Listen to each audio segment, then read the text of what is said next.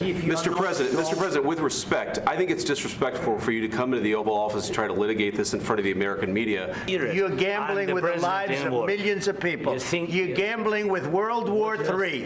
You're gambling with World War III.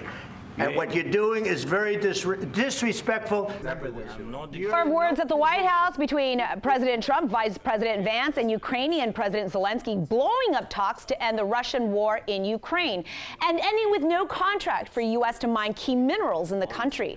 DC News Now's Ben Dennis is live outside the Ukrainian embassy. And Ben, Republicans backing Trump, but there's plenty of local support for Zelensky. What are they saying? Again, a good way to put it, that war of words over the war inside of the Oval Office. Nobody expected this heated back and forth between President Zelensky and President Trump today, and Vice President J.D. Vance. Republicans, many of them, say that the president struck an okay, proper tone, but those gathered outside of the embassy today felt embarrassment. Horns honking.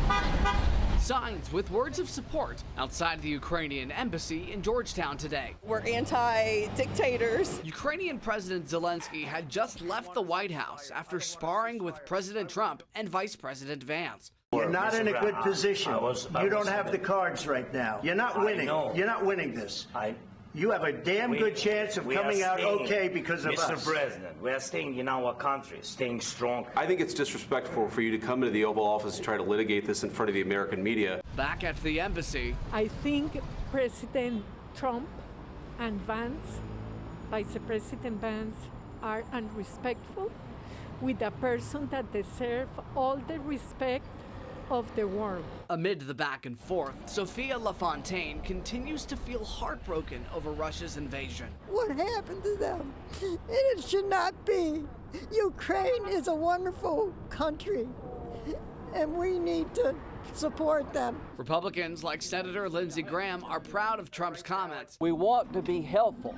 What I saw in the Oval Office was disrespectful, and I don't know if we can ever do business with Zelensky again. Maryland's sole Republican Congressman Andy Harris said this calls for diplomatic leadership, not grandstanding and performative behavior on the world stage. But Virginia Democrat Senator Mark Warner said Trump is abandoning our allies and embracing our adversaries. Later tonight, Trump doubled down. We're not looking to go into a 10-year war. He's looking to go on and fight.